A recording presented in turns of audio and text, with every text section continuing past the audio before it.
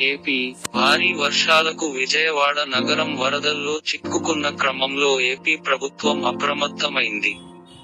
మరోసారి ఇలాంటివి జరిగినప్పుడు ప్రజలను రక్షించేలా టెక్నాలజీని వాడుకోనుంది. తాజాగా రిమోట్ ద్వారా నడిచే రోబోటిక్ లైఫ్ బోట్ను ప్రభుత్వం DRF సిబ్బందికి అందజేసింది. ఏలూరు వరదల్లో దీని పనితీరును అధికారులు పరీక్షించారు.